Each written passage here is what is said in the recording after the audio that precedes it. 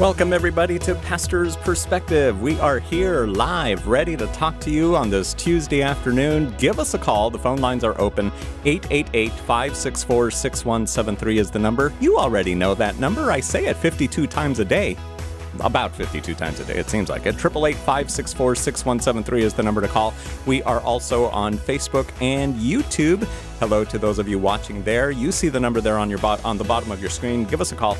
888-564-6173. And in the studio with me today, Brian Broderson, the senior pastor of Calvary Chapel, Costa Mesa in Southern California. How you doing, Brian? I'm doing all right. Good to see ya. And on the Bobby Cam, we've got author and apologist Dr. Bobby Conway from the 1 Minute Apologist channel on YouTube. He's also the pastor of Image Church in Charlotte, NC, North Carolina. How are you, Bobby?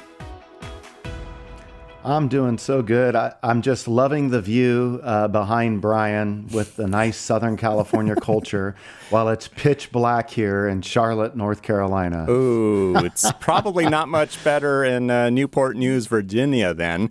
Tony Clark is the pastor there, and he's joining us via Skype. How are you, Tony? Good. Yes, Virginia is dark as well. Mm-hmm. I see a shadow behind you. That has nothing to do with how dark it is in Virginia or North Carolina. That's not fun, I can tell you that. I'm sorry, what? You're breaking up. I said that's not from the sun in the sky. Oh, I can God. tell you. Okay, we seem to be having a connection problem. Can you maybe move into another room? Okay, let me. Okay. Well, while you're doing that, I'll go ahead and... Okay, very good. So 888-564-6173 is the number to call with your questions today on Pastor's Perspective. Got Brian and Bobby and Tony here till 4 p.m. Pacific time. Sure, you got room for one more. You got room for one more. Wow. Surprise! What a look at that. Yes. Tony Clark is in the studio with us today. Crashing the party. Great doctor. Yes. I'm looking at that view as well. That is a wonderful view. And I happen to be walking outside in it. It's a great I thought day. to myself for a moment, what is that ghastly background behind Tony? And so I'm so thankful. They just need to throw. There you are. We had him hiding in a closet over here. And so this was all planned. I didn't know about it till 20 minutes ago. I walked out of one of the studios here, and there he was. Janice is here as well. So. Well, I was thinking, as I was looking at you in that picture, I was thinking, there's a conference out here. I wonder if Tony's out here. I wonder if he's in a hotel room or something. But he was closer than a hotel room. Much closer. Yep. Much closer. Yes. I wanted to come. He's actually staying at KWVE tonight. He's just gonna, I'm telling you, I am in SoCal. Nothing can be better than that. Well, this is crazy, too, because Tony and I sat closer than this for a week straight in New York City a week and a half ago. So it sure just did. It was a great time. I was like a kid sitting next to my dad. How fun. It was great. Yeah, it's a great time. It's good to see you. Yes. I didn't. Yeah. It's just like, did you just suddenly decide to come, or were you coming already? No, I just suddenly, I wanted to support Troy. Yeah. Wanted to be in front, just cheer him on, Yeah, Troy Warner, our friend, is speaking at a conference this week. He was actually here at church on Sunday morning, so we had to... Oh, was he? Yeah, we got to connect. We were going to have coffee on Monday with Rebecca and Troy, but Cheryl had a incident with right. How's she doing? Vertigo. She's doing better, thank God. But oh my gosh, it was insane. It was midnight. All of a sudden, you were supposed to have an extra hour of sleep on Saturday night. I completely missed the 2021 fallback. Yes, it was like it didn't do anything for me. We spent the night in the ER, and yes, thank God she's doing better. And it looks like she just got a infection, inner ear infection. Gotcha. Antibiotics will take care of it. So, good. Yeah. Good. So quite a few days here. Yeah. It's been kind of wild. To say the least. Yeah. But yeah, so today it's going to be Tony who's bragging about the sunshine and everything else, almost like telling Bobby, take that while you're there in the dark in North Bobby Carolina. comes out here for a week and just loves it, so I have to take up my little time that I have. That's right. Now, speaking of Troy. Enjoy it, baby. Troy, his church is the one who has, what is the station? Something FM. Grace FM. Oh, Grace Is it FM. No, that's Ed Equip. Taylor. Equip. Equip. Equip FM. Yes. Got it. So Okay. for those calls we get from Virginia and that region, Yes. they are connected through Yes. the ministry with Troy. Yeah, they sure are. So is that the Lynchburg Church? Yes. Is it? Okay. Yeah, Okay. Calvary Chapel, Lynchburg. Troy and our offices were right next to each other when we were on staff. in Nice. Vista. Yep. Nice. All right. 888-564-6173 is the number. Bobby's holding up his phone. Are you trying to take a selfie or an ussy? What are you doing there? I'm just letting you know to let me in. Oh, I haven't let you in yet. me You be a can't part of see the program. any of the questions that are on the So you can screen be part of here. the program. Yes. Yeah. Going to make you feel like part of the family here. But Well, I we did. got There one of we our go. favorite topics to discuss is right up on the top here. Do we really want to go there? It could lead us back into Boss Baby, but I told Brian beforehand, I'm moving on from Boss Baby. I'm now into Peppa Pig because I just spent 2 hours with Remy watching Peppa Pig. So I'm ready to go. Peppa Pig. It's funny because All right. we were driving in Irvine and we heard you guys talking about all this stuff and I was cracking up. It was yesterday. Yesterday's program, it was, It was pre-recorded, Yes. so Yes. I was cracking up. I said, oh, boy. Yeah. But I'm on the grandpa side. Yeah. I'm on the grandpa side. Got to be on that side. That's all right. 888-564-6173 is our number. And sure, let's go to Douglas in Alabama. Hey there, Douglas. Did you listen to yesterday's program? Yes, I did. I didn't get quite a good answer behind that. What the grandpa and little ones and stuff. I'm trying to think that God knows exactly what we are going to be, and I'm wondering if that the babies, when they get to heaven, they're going to be fully formed, and like all of us, and we got our glorified bodies. Well, that's what we discussed for a long time. And so you didn't really, the grandpa theology wasn't really answering it for you, huh? Resonating. Well, Doug, I think that, that's about the best we're going to do on that one. Let's get Tony's perspective because we didn't have Tony on yesterday's program, so maybe he can offer something. So a little bit but you different. heard it. But So you did hear it. Yeah, I heard what you got. I caught the tail end of it. But yeah, we just don't know. That's the immediate answer. We just don't know, the whole thing. I heard a little bit about David, you shall not come to me, but I shall go to him, and just how children be able to grow up? How much would they grow up? Would they grow up and hit maybe 30 years of age and stop? I don't know. The Bible doesn't give us, any clarity on that. And I guess that's one of the mysteries we would, kind of embark on, throughout eternity. But the Bible just doesn't say. Yeah. So anything we say would just be speculation and trying to grab a couple of verses. But yeah. We just got off into some wild speculations. It all kind of started when Phil Metzger shared that his daughter, when she heard somebody say they're going to be 30, and she's like, 15. She's like, I don't want to be 30. Why do I have to be 30? I don't want to be 30 in heaven. Yeah, so, that's not going to be cool. So that's what got us going. That's because she's not glorified. But Tony, we ended up just we were just goofing off, having a lot of fun. But Tony's absolutely right. That's the bottom line is we don't know. Yeah. And so we can have fun and speculate. Yeah. We can't be dogmatic because we don't know. Yep. So. No. All right, Douglas, hope that does it once and for all here on Pastor's Perspective, 888-564-6173. Let's go to Darnell with a question about Revelation chapter 3. Hi, Darnell, calling from California. How can we help you? Hey, may Christ bless you, gentlemen. I don't know if you guys ever played basketball, but when you're hot, that means you're making like your shots. And when you're cold, that means you're missing all your shots. And if you're lukewarm, that means like you're missing some, making some. So I don't understand Revelation 3:15 and 16, where it says, I know thy works, that thou art neither cold nor hot. I would that thou wert cold or hot. So then, because thou art lukewarm and neither cold nor hot, I will spew thee out of my mouth. Mm-hmm. But why would Jesus want us to be cold instead of like at least making some, missing some? Brian?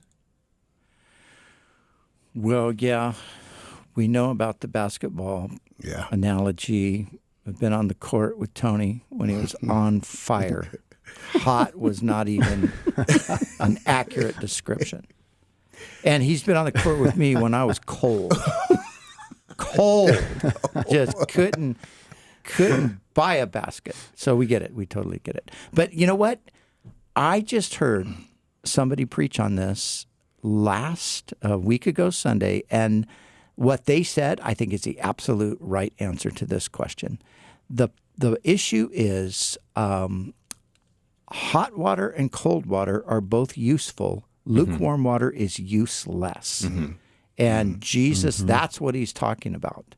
And I think I heard a preacher say that. And I thought that's it. Because I have, after 40 years of teaching, still wondered, like, what is the hot and cold thing? You know, I mean, because surely Jesus doesn't want us to be cold, right? Right. But what he's talking about is usefulness. So and you know, of course, if you understand the background with the church there in Laodicea, you had the water that flowed down from these hot springs, and it would reach Laodicea, and it would be lukewarm. Yeah. And that was, that's like, when you have a cup of tea and it's lukewarm or something like that. Yeah. So I think usefulness is really what Jesus is referring to there. Because we're so used to hearing terms like, we got to be hot for the Lord, we got to be on fire for the Lord, so we just think cold is the opposite. And Tony, anything to add? Yeah, they understood this, just what Pastor Brian was saying. The hot springs in Laodicea, and about the time the water got to Colossae, it was cold. I mean, once it hit Laodicea, it was lukewarm, and once it got to Colossae, it was cold. And so they understood the poor engineering of that particular time. And so to hear hot, cold, lukewarm, they were like, we get this. But you're right. The reason why lukewarm is so bad, because lukewarm, here it is the compromise between hot and cold. And it is a person whose life is compromised, who is compromising in some areas of their lives, and they became lukewarm spiritually. And that person, I mean, these are very graphic terms here that Jesus uses. That person sits very sour in the stomach of Jesus, to where he said, I will spew you out. That's heavy. Yeah. That's heavy, but definitely what Pastor Brian said was right. Yep. Darnell, does that help you?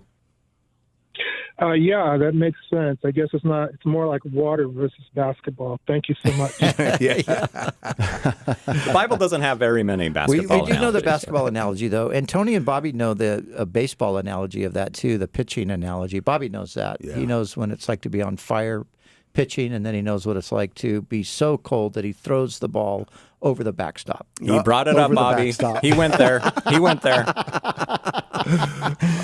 But isn't that just humiliating? But I was actually a better baseball player than I was basketball player. I knew that. Yeah, and so baseball analogy fits well with me. Also, yeah.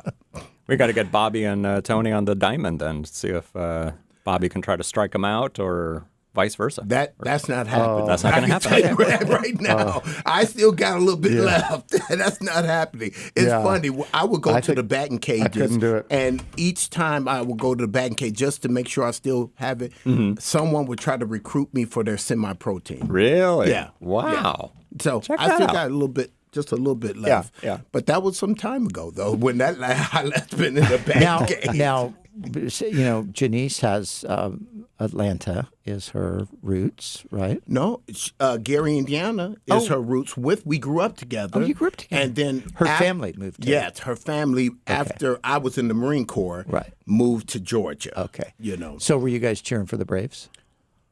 No. But I was happy for him. Yeah. I really was, because their best player, Acuna, got hurt mid-season. He was their best player, and then their number one pitcher got his leg broken in Game 1 of the World Series. A line drive right up the middle, hit his leg. He pitched 16 more pitches, and then had to go out and found out his leg was broken. Wow. Crazy. Well, Bobby, did you have a horse in the race of the World Series? Were you interested at all? Nope, not a bit. Not a bit. Yeah. Me neither. But for some reason, I was, there was a TV around, so I kept kind of turning it on. Yeah. Yeah. And I don't know why. I mean, I couldn't care less about the Astros, but for some reason I was kind of rooting for them. I don't even know why, because I don't particularly like or dislike the Braves. People are still a little upset at the Astros. I was going to say. A couple of years ago, cheating to win. Okay. So people are still a little Well, upset. I didn't know that, so I didn't know that background. I would have been totally against it if I knew they were cheating. That's why they're known as the Houston Asterisks, because they're going to say that they're going to put that in the record books that they won, but I And heard they a little cheated the bit of that, Dodgers. but I didn't. See, that's they cheated the Dodgers. Yeah, as well. so that's Dodgers are saying that World Series should have been ours. Yep. but Well, y'all I'm sure Ed Taylor, David Gusick, and and David Trujillo. others would weigh in on that. Yeah. Yep. Okay. I'm not even a Dodgers fan, but I was rooting for Atlanta just because that ain't right. You can't do that in baseball. There's no cheating in baseball. No. Well, there shouldn't be anyway. Mary in California, you are on Pastor's Perspective with Brian Broderson, Bobby Conway, and Tony Clark. Welcome. Hi, thank you for taking my phone call. Can you guys hear me? Yeah, there is a lot of background noise, but we'll try to put up with it as long as we can. All right. Sound like she's let me driving. try to change this. So, I really appreciate your guys' program and all the advice that you guys give. I have a teenager daughter. She is the oldest of 3, and I am calling to ask for some type of advice. She is just brought up the subject of dating. When can she start dating? And is there anywhere in the Bible that states or talks about dating? How old is your daughter, Mary? 16. 16. Yeah, she's still too young. That's just my opinion. Bobby, what would you say? There's a couple thoughts. First off, in the Judeo-Christian culture, what you see as it relates to relationships is more of arrangement relationships. Yeah. And that's not even uncommon in certain parts of the world today, for example, in places like India. So in the Bible, what we see is, kind of the mom and the dad helping arrange a marital relationship. That's not our culture today, and I can understand why we wouldn't like that.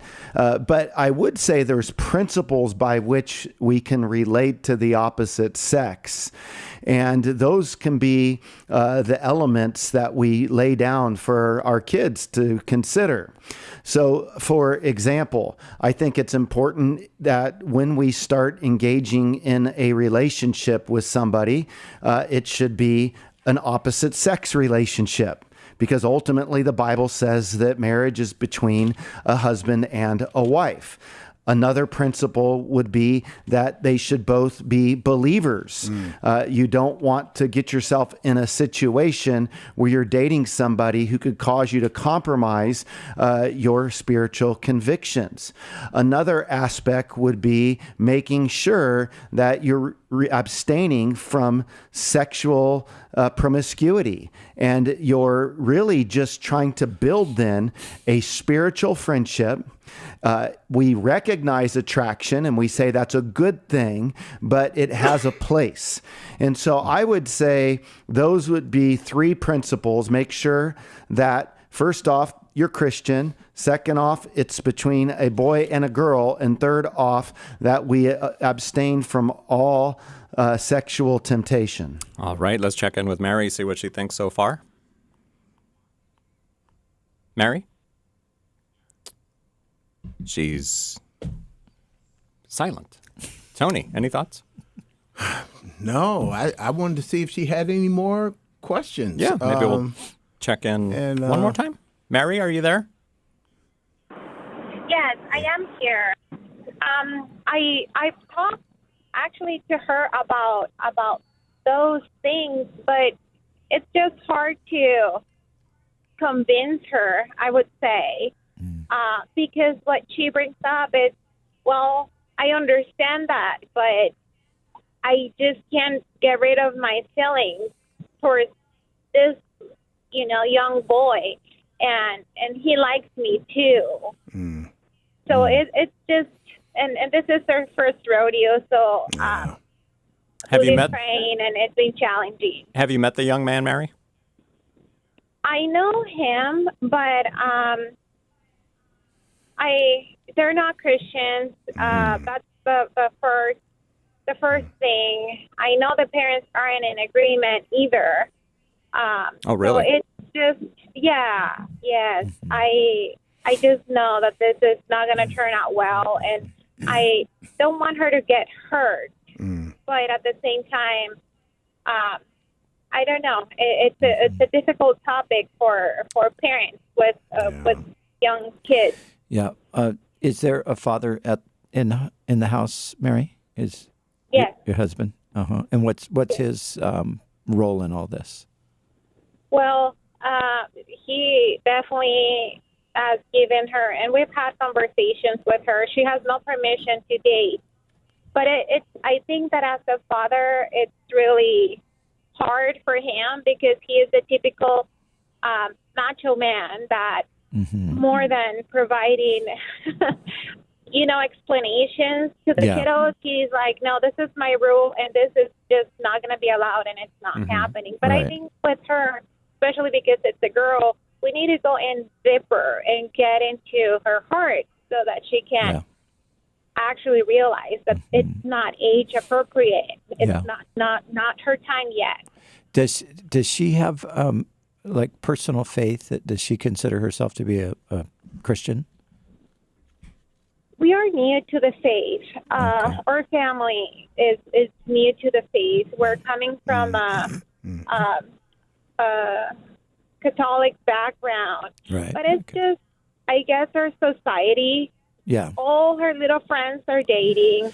Sure. All they see is she's pretty much the only girl that is not allowed to date. All of her little friends are dating, so it's just hard to go against the society nowadays.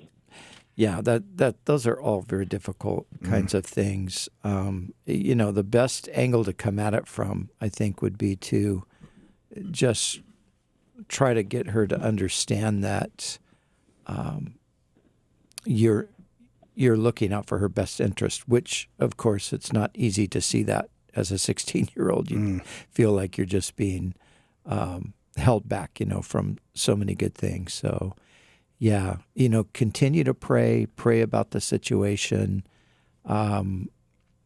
If you can get plugged into a youth ministry for her where she can meet some other kids who are her age and who are in the faith, that would be a good step as well. But these are the challenges that we go through as parents, and in a world where it's pretty much just a free-for-all. You do what you want, you do what you feel like is best for you, and all of the encouragement for everybody to resist being told what to do by any authority figure.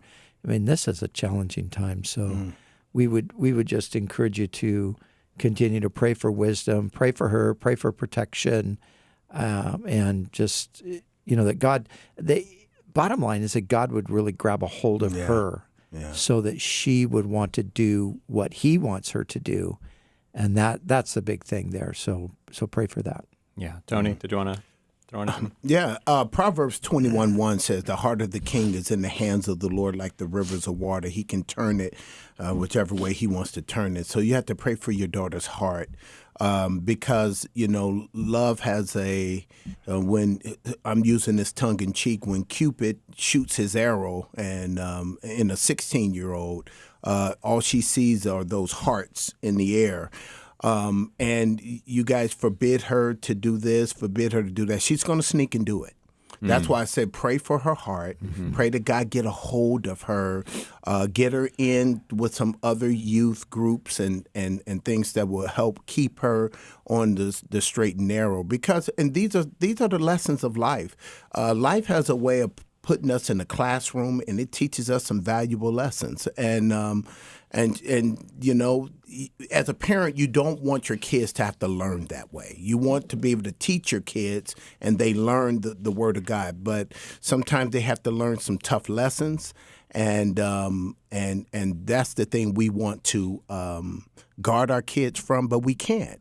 So these are some lessons she may have to learn, but just pray that God get a hold of her heart so she doesn't have to learn by hitting rock bottom. And you as parents, just be there to pick up the pieces. That's what we do.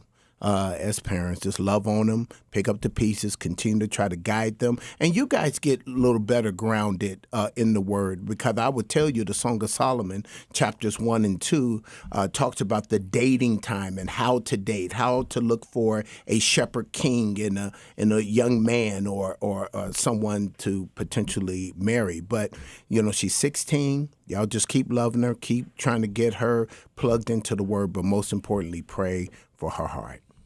Bobby, you recently walked your little girl down the aisle. What would you have told her? What advice would you have given her at age 16 if all her friends were dating, but she wasn't? I mean, fortunately, I was able to give, my kids lots of advice in this way. I mean, I took my son Dawson when he was probably 12 or 11 with several of his other friends, maybe 13, and I discipled them on what the Bible has to say on sexual purity. So it was really a special time for several weeks. I'd have moms dropping their kids off at the church, and I would pour into them. One of the biggest things that I would say is to explain the why behind, the what. When we say what they need to do, if we don't give them the why, then we don't give them the motivation. And so it's really important that we establish the why. Just telling our kids to wait until marriage, they don't understand the value in that. There wasn't a more promiscuous kid in my high school than me. I was known for my promiscuity back in high school. And getting saved at 19, I had collected a lot of guilt along the way. But one of the greatest motivations for me and what I told my kids is I said, practicing purity in your relationships is a way to develop self-control. And that's going to be a much needed quality in your marriage. And so for me, I couldn't even stay faithful to girlfriends. I was so bogged down with lust that I had no idea how to handle my temptations, and I was cheating on my girlfriends all the time. And then what I ended up getting as a result of that was guilt.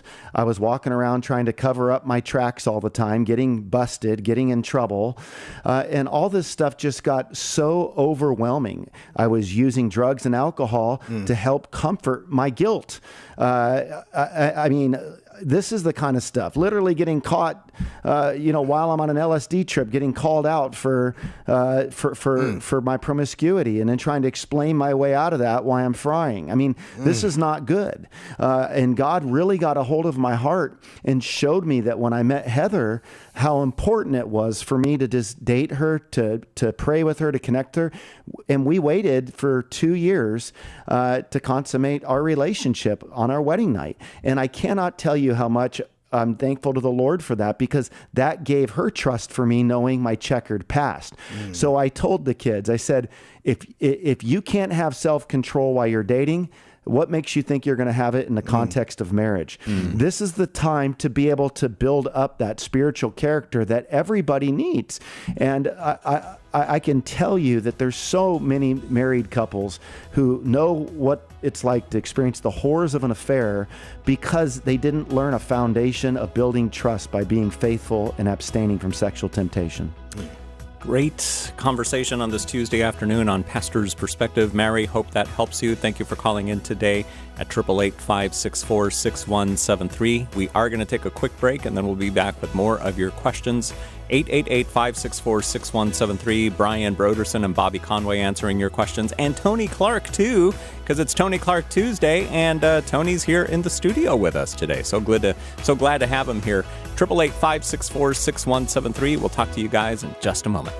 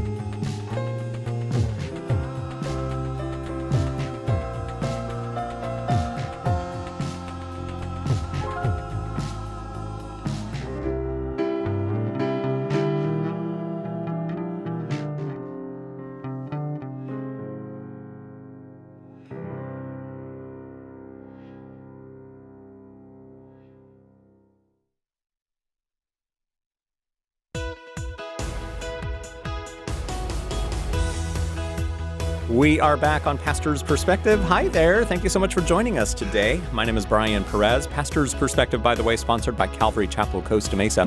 And here in the studio with me, we've got Brian Broderson, the senior pastor of Calvary Costa Mesa. And Tony Clark is visiting. He is in town this week. Always good to have him in the studio with us. He's the pastor of Calvary Chapel, Newport News in Virginia. And on the Bobby Cam, we've got author and apologist Dr. Bobby Conway, who wishes he could be here with us. We do too. Tony and Bobby, you guys haven't even met yet, right? Like, I don't think so. No. Nope. Not in person. You're like No, but two it's going to be planes passing in the bromance sky. when we meet. Oh, yes. Yeah. That's going to be quite a day. You know, when It's going to be wonderful. Tony and I were together, like I mentioned, week before last in New York, and I think I said to you, Tony, at one point, I really want to get us three together on your side of the country. You did say that. Yeah. Yes. So I want to come. I want to come and hang out. I want to come and see Bobby and Heather and what you guys are doing, and go up and visit Tony. It's been a long, long time since I've been to. It's been a long time. You know, I was talking to Troy. We mentioned Troy earlier. He pastors Calvary Chapel in Lynchburg. And Tony and Troy both were pastors with me on staff in Vista, and we sent them. Joey Baran actually kind of pioneered the way. Joey went out and planted a church in Virginia Beach area. But Troy said to me, he said, we wanted to have you come out for our 25th anniversary, but then COVID came. So now it's the 27th. Yeah. Yes, it sure is. Okay, well, we'll try to get a way out there. COVID You guys need to ruined come everything. down, tag team preach for me, and we'll hang out. How about that? You guys tag team a message. Tony, you could talk about diversity. I could be talking about we're part of Calvary. You can be talking about what that means, kind of give a blessing to our church as we're getting things up and going. Come on now. Well, see, look at that. Already you got it all planned out. I love it. I love it. All we need are the plane tickets. That's right, baby. 888 right. 564-6173 is our telephone number. So give us a call, and let's see what is on your guys' mind. First of all, let's go to Daly in California with a question that only comes up on Tuesdays, it seems, probably because Tony is here, and it's his favorite question. Oh, my goodness. Daly, what did you want to know? Hi, good afternoon. I just like to ask about the first book of Peter, chapter 3. That is it's between verse 18 to 22. Yes. I have a problem understanding it in the sense that in verse 19, it says that in which he went. I think it's Jesus who went down to the spirits in prison. Yes. Will it mean that I'm just trying to understand it. Does it mean that he went down and talked to them and preached, and did he convert them? Because the next verse we're talking about baptism. So is it because of what he say? Did these people, did this spirit repent and accept him? Because initially they're talking about Jesus' resurrection. Mm-hmm. This spirit in prison. Yeah. I understand that Jesus. This is I'm new, so basically they're talking about triune. So basically, Jesus is there a long time ago. So for all you know, he was the one. I don't know when he went down. Did he went down after he died and became alive, or is it? This is my story. Well, Daly, I want to commend you for thinking deeply on this verse. I mean, it sounds like you really are wrestling with it.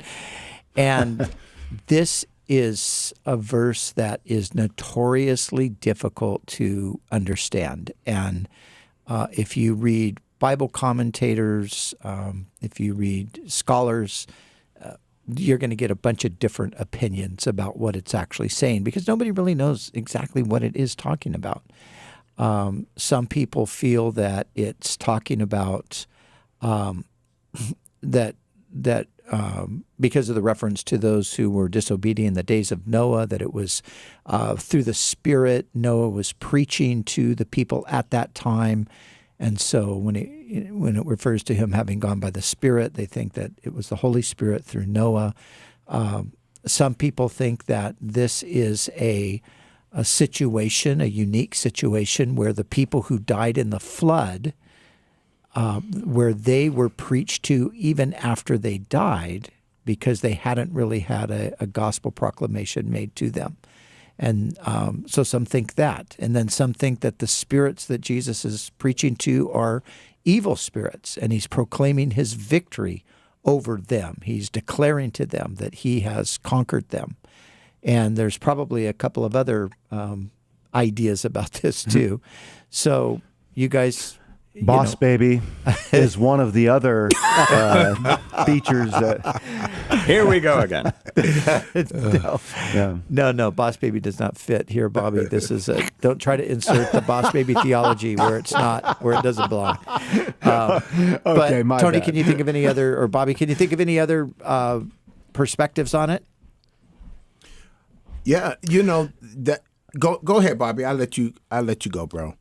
Oh, no. Go ahead, buddy. I know you love this passage, so it seems all to ears. come up every Tuesday. Yes, I don't know. Yeah, it does. I think the key to understanding it is, it says the divine long suffering in the days of Noah. So it's something about spirits being in prison during the days of Noah. We know in 2 Peter 2:4, it said the angels that sinned were cast down to hell. And the Greek word for hell is Tartarus. It's a special place in hell that these spirits in the days of Noah did something. And I'm of the camp who believe that as Satan was told in Genesis 3:15 that he was going to, he was going to definitely crush the head or get his head crushed, should I say. But it was told that in Genesis 3:15 that there was going to be a deliverer that was going to come and crush his head. So Satan planted a genetic virus into the human race through Genesis chapter 6, and they mingled with human women and had these weird offsprings to keep the seed of the woman from coming. Those angels that participated in that were cast down into this special place called Tartarus. Jesus on the cross, he told the thief, today you will be with me in paradise. They went down into that particular lower part of the earth, and Jesus proclaimed his victory over those demons that tried to put a genetic virus into the human race. And he proclaimed his victory to them. Also, those who were in what is called Abraham's bosom, he led captivity captive, gave gifts unto men, and he took them out of that compartment or paradise or Abraham's bosom, took them up into heaven. 2 Corinthians 12, verses 1 through 6 talks about that. And that's what I believe, took place. And last Tuesday when John was on, this kind of thing kind of came up again, that Matthew 27 verses 51 to 53, it says that when Jesus was resurrected, the graves were open and many of the saints appeared and went into the city and appeared to many, and it is believed that those in Abraham's bosom were taken out of there after the resurrection, and they appeared into the city to many people at that time. So that's what I have come to make sense of these particular verses. And there are fine scholars who disagree, and I'm okay with that at this stage. So, Bobby, what's your best shot at this passage? If you're teaching 1 Peter on a Sunday morning and this is your text, what are you going to say? That's when he's going to have Tony come in and tag team. Yeah. I mean, one of my approach to Scripture always, and it's because I so appreciated this when I showed up at Dallas Seminary, having went to a very strict Bible college, I kind of felt like it was more of an indoctrination, except for this one professor who laid out the views. My tendency is I want people to not just hear my view. I want them to hear what is widely accepted within Christian, tradition. And so I tend to lay out the different views, and then I'll say what I think the strong points are and the weak points are. And I would say, after listening to what Tony said, Tony and I went back and forth about 2 months ago with the Sons of God and the Daughters of Men passage. And then I see how he brings us in right here to the flood, because that just comes right after it. And then when you pull in Enoch and just consider some that's there is a lot more to be said. It does seem bizarre and weird, some of the things that you hear Tony talking about, but then you go and you think about First Enoch and some of these things, you go, wow, maybe there's more to this, and Michael Heiser and some of the stuff that he talks about.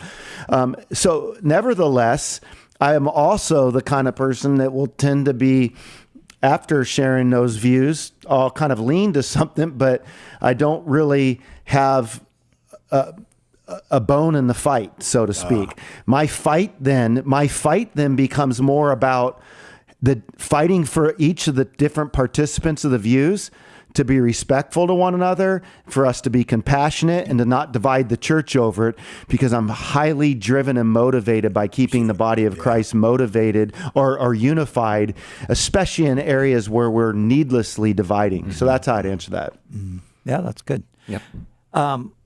Yeah, I think it's right. We're right back where we started. It's a very difficult passage, and you're going to get people who just have, very strong convictions.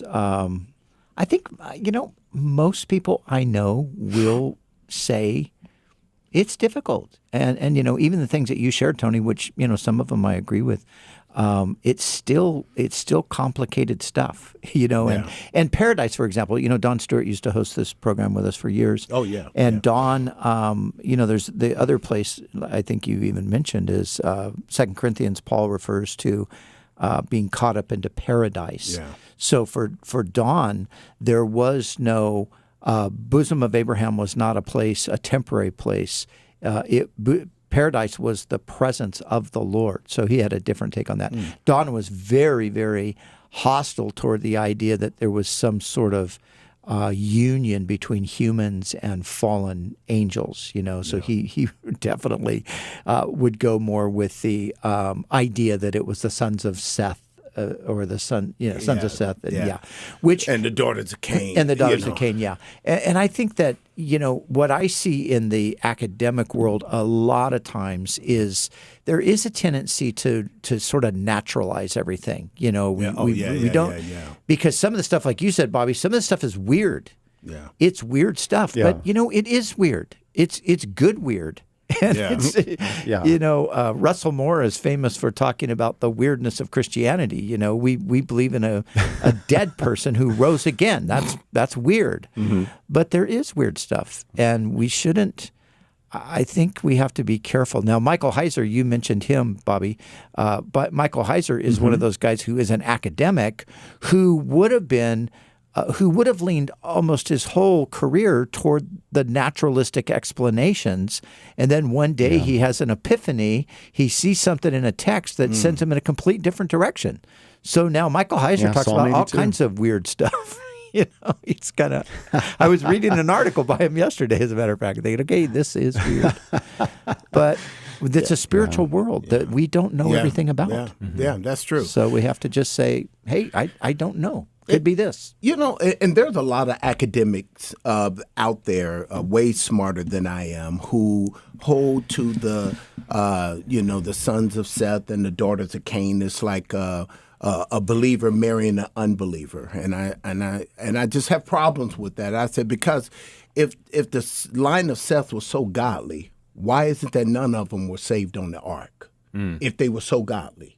See, that's the first problem I have. Then the second problem I have is that, believer and unbeliever produce giants in Genesis 6:4.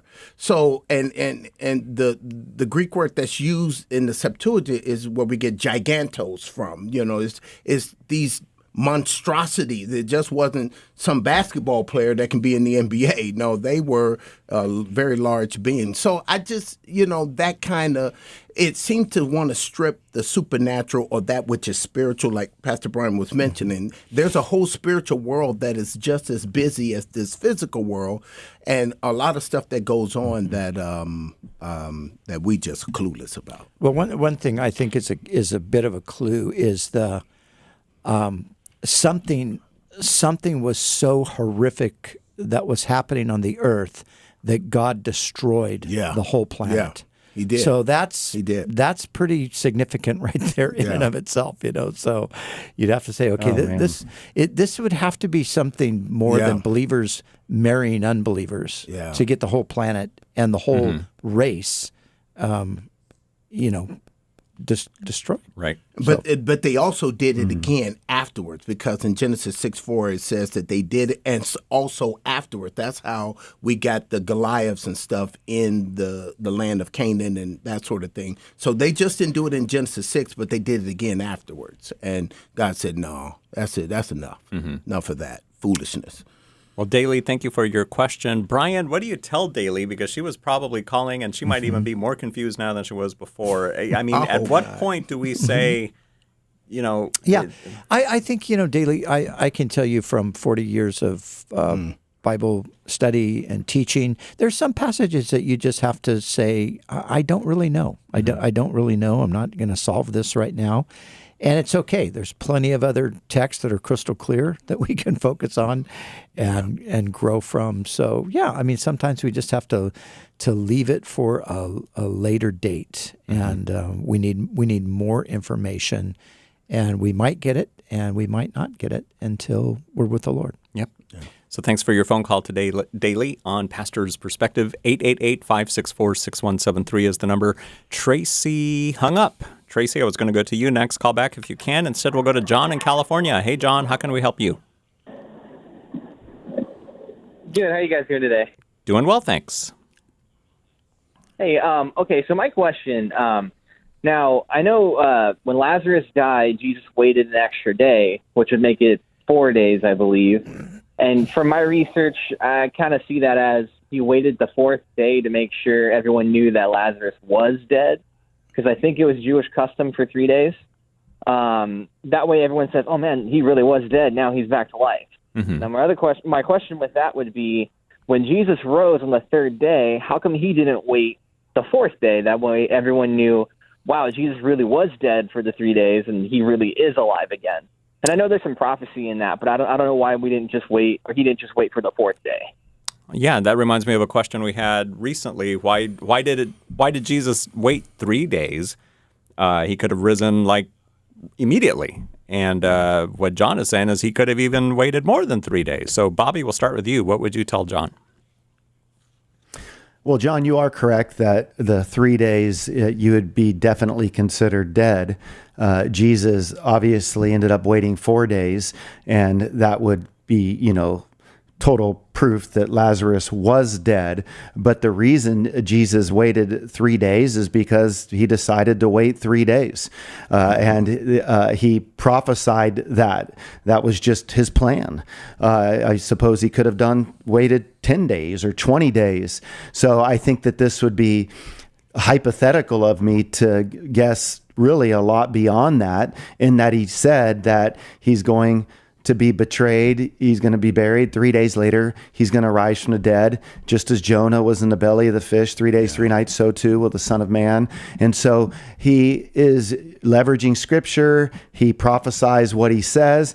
And then not only that, what you have with Lazarus and Jesus ends up being different, where Lazarus is, he's resuscitated, right? He's brought back to life again, but Jesus is the first fruits of our resurrection, and through ample post-resurrection appearances, he gave convincing proofs that he was alive, and the body was never shown again, in the sense that it was dead. It was only that he appeared alive, and nobody could bring, as skeptics, his body still dead to bear. And so for me, when I come into situations like that, that's good enough for me.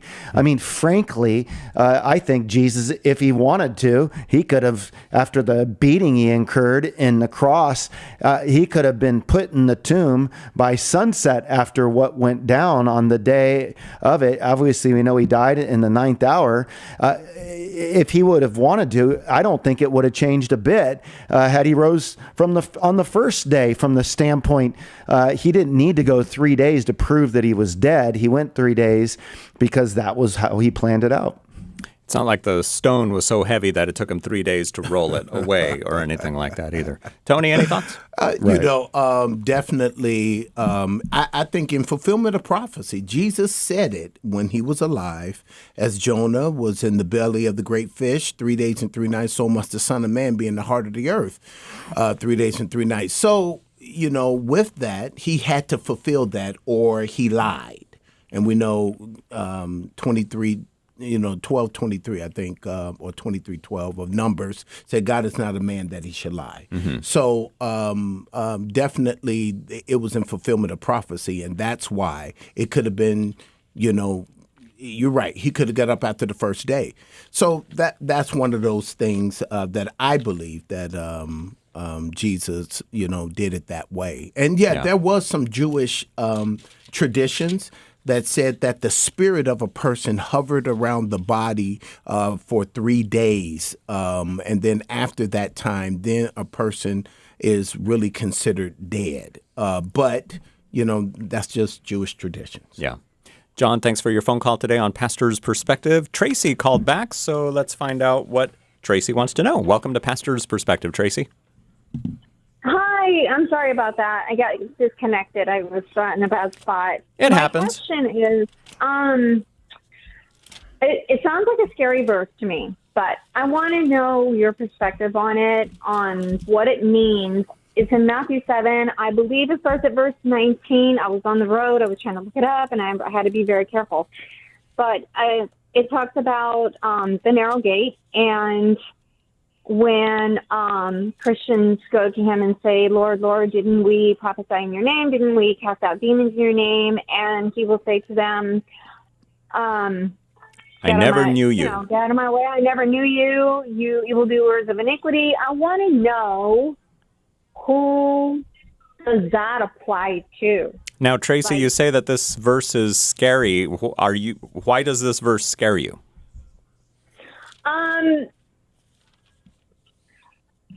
It doesn't scare me because I am a Christian and I am a believer. It's just, I want to know what it means. Okay. I want to know because I've had someone else ask me that question, and I'm like, I don't know. Okay. You know what I mean? Yeah. I know, but I don't know. But I just want to know, like, if you're a Christian, even though you sin, we live in a fallen world. We all know that. We go to God. We ask for forgiveness, and that's why he sent his son. I know all that. I've been a Christian for a long time. But I have, But why would he say, I never knew you, instead of, I've forgiven your sins, welcome to heaven? Brian, what would you say to Tracy? Well, Tracy, this is, it's one of those verses that kind of shakes us up a little bit and makes us think that we need to be serious. And that's what Jesus is talking about here. He's talking about a real commitment. So he's talking to people who he says, depart from me, you evildoers. I never knew you. So whatever their profession is, whatever they're claiming to have done, it's illegitimate. The reality is they're not following the Lord. So this is not a Christian who stumbles here and there along the path. This is a hypocrite. This is a fake believer who, and it could even refer to people in church leadership. You think of those who have led churches or ministries who have claimed all of these grandiose things that they've done for God, but the reality is they have not really in their own personal lives lived for God at all.